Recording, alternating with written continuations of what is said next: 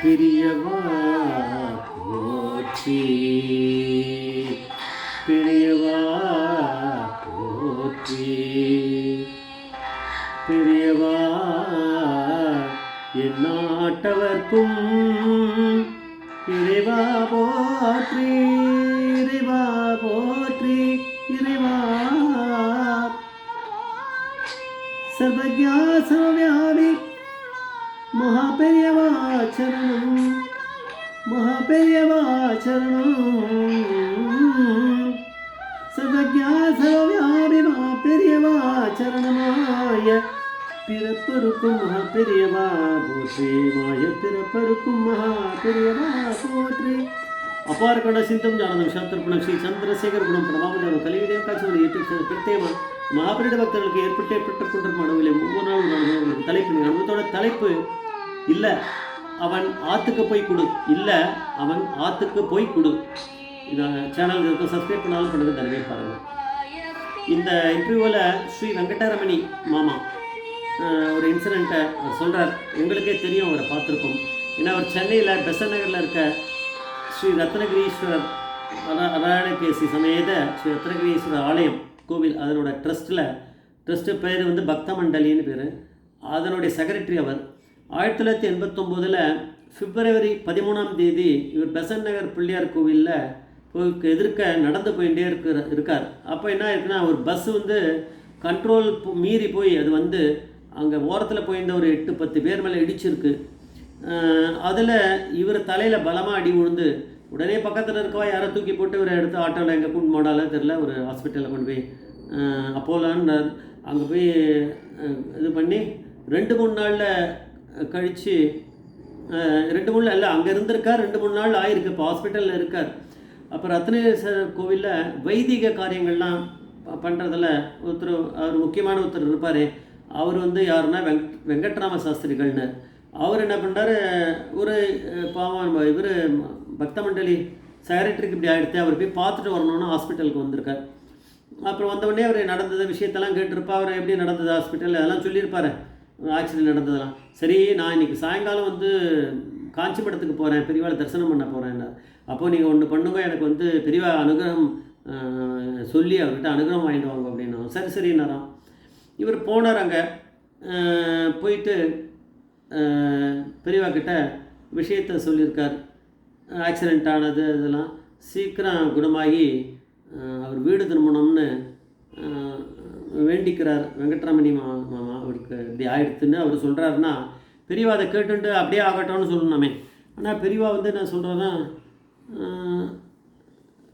கையில் வந்து விபூதி கொடுத்துருக்கார். கையில் கொடுத்தோன்னே விபூதி இல்லை, இவர் கொண்டு போனது வந்து ஆல்மண்ட்ஸ் அது கொண்டு போயிருக்கார். பாதாம் பருப்பு கொண்டு போய் பெரியவாளுக்கு சமர்ப்பணம் பண்ணியிருக்கார் இவர் இந்த மாமா. இவர் கொடுத்ததை இந்த வெங்கட்ராம சாஸ்திரிகள் வந்து இந்த பாதாம் பருப்பை எடுத்து ஒரு தட்டில் வச்சு பெரியவா முன்னாடி வைக்கும்போது விஷயத்தையும் சொன்னபோது நமஸ்காரம் பண்ண உடனே பெரியவா வந்து அதை கேட்டுட்டு சரி அப்படியே ஆகட்டும்னு சொல்லணுமே. பெரியவா வந்து இப்போ பேசிகிட்டே இருக்கும்போது கண்ணை மூடிண்டே அதை குழந்தைகள்லாம் அப்படியே அலையுமே, அது மாதிரி ஏதோ கையில் போட்டு பசஞ்சுட்டே இருக்காராம். அப்படியே பசஞ்சுட்டே இருக்கிறான். அவருக்கு அனுகிரகம் உள்ள இறங்கிட்டு இருக்கு, வேற ஒன்றும் இல்லை. அதுதான் பார்த்துக்கணும். நம்ம அந்த பாதாம் பருப்பில் முடிச்சிட்டோடனே இப்படி கையில் அப்படி அள்ளி எடுத்து இந்தா அப்படின்னாலும் அவர் கை உடனே அவர் வந்து அந்த வேஷ்டி அப்படி காமிச்சிருக்கார் துண்டை, அதில் அப்படி போட்டு கொண்டு போய் வீட்டில் கொண்டு போய் கொடு, ஆற்றுக்கு கொண்டு போய் கொடு அவனுக்கு அப்படின்னா. அவர் உடனே சொல்கிறான், இல்லை அவர் ஹாஸ்பிட்டலுக்கு வந்து 2-3 நாள் ஆகிடுது, இன்னும் ரொம்ப நாள் ஆகும், அவருக்கு ட்ரீட்மெண்ட்லாம் போயின்னு இருக்கு, நான் ஹாஸ்பிட்டலுக்கு போகிறேன். நான் பெரியவா வந்து வீட்டில் கொண்டு போய் கொடு அப்படின்னா. பெரியவா காதலை விழலையோன்னு நினச்சி இவர் இப்படி பார்க்குறானா, இல்லை ஆற்றுக்கு போய் கொடு அப்படின்ட்டாராம். அப்போ பெரியவா சொல்கிறதான் கேட்கணும். அவர் நேரம் அங்கே போகல, ஹாஸ்பிட்டலுக்கு போகல. அவருக்கு வெங்கட்ரமணி மாமாவோட வீடு எங்கே இருக்குதுன்னு தெரியும். நேரம் வீட்டுக்கு போயிட்டாராம். வீட்டுக்கு போனால் வீட்டில் இருக்கார். எப்படின்னா அவளுக்கு ஒரே அதிசயமாக இருக்குது. அதுக்கப்புறம் வந்து அன்றைக்கி இது வந்து யார் ராத்திரிக்கு வந்தாரோ அந்த டாக்டர் பார்த்துட்டு எல்லாம் உனக்கு சரியாகிடுது, அதை பெரியவாங்க உட்காந்து நான் அனுகிரகம் பண்ணுறாளே, நீங்கள் ஊனன்னா இப்போயே டிஸ்சார்ஜ் பண்ணிக்கலான்னா அவரும் சரின்னு ப்ரிப்பேர்டாக இருந்தார். கிளம்பி வீட்டுக்கு போயிட்டார் போல இருக்குது. இது அவர் ராத்திரியில் போய் அவர் பார்த்து அவர்கிட்ட அதை கொடுத்துருக்கார் பிரசாதத்தானே. ராத்திரி அவர் வீட்டுக்கு வந்துடுவார்னு பெரியவாளுக்கு எப்படி தெரியும், பெரியவா பரமேஸ்வரன். இது முடிஞ்சது. அடுத்தது வந்து இது வந்து நடந்தது வந்து 1989னா 90ல் அதே நாள் February 13 அதே நாளில் இவர் வந்து எந்த இடத்துலன்னு சொல்ல, ஒரு இடத்துல ஒரு ஸ்கூட்டரில் இவர் போகும்போது ஸ்கிட்டாகி கீழே விழுந்திருக்கார். விழுந்து எந்த இடத்துல மண்டையில் அடிபட்டதோ அதே இடத்துல மண்டை திருப்பி அடிபட்டுருக்கு. ஆனால் சீக்கிரமாகவே குணமாகி வீட்டுக்கு போயிட்டார் ஹாஸ்பிட்டல்லேருந்து. இருந்தாலும் இந்த தடவை என்ன பண்ணார், ஒரு மாதம் கழித்து பெரியவாளை தரிசனம் பண்ணலான்னு போனார். அப்போ போய் இது வந்து ஒரு வேளை ஏதாவது ஒரு இதுவாக இருக்குமா நம்மளுக்கு அப்படின்னு ஒரு பயமாக இருக்குது. நம்மளுக்கு ஏதாவது ஒரு பாவம் பண்ணியிருக்குமோ அப்படின்னு சொல்லிட்டு, எதனால் இப்படி ஆயிருக்கு தெரியலையே அப்படின்னு சொல்லிட்டு அங்கே போய் பெரியவா கிட்ட பேசிட்டு சொன்னாராம், எனக்கு இந்த மாதிரி திருப்பி ஆகிடுத்து, ஒரே நாளில் இந்த மாதிரி ஆயிருக்கு அப்படின்னு சொன்னாராம். நான் ஏதாவது அபராதமாக இருக்குமோ தெரியலையே அப்படின்னு, சிவ அவதாரமாக இருக்குமோ அப்படின்னு உடனே பெரியவா சொன்னாலாம், சரி நீ அங்கே விழுந்து இப்போது இந்த தடவை உனக்கு இப்போது கண்ணு நன்னா இருக்கா அப்படின்னாராம். நல்லா இருக்குது பெரியவா. காது அதெல்லாம் கேட்குறது. தலையில் ஒன்றும் இப்போ இல்லை, எல்லாம் மூளைலாம் வேலை செய்கிறது இல்லாமல் வேலை செய்கிறது. மூக்கு, கை, கால் இதெல்லாம் நல்லா இருக்கா அப்படின்னாரா. நல்லா இருக்குன்னாராம். அப்போது தலைக்கு வந்து தலைப்பாகைக்கு போயிருக்குன்னு தெரியுமா, போயிடுத்து அப்படின்னு.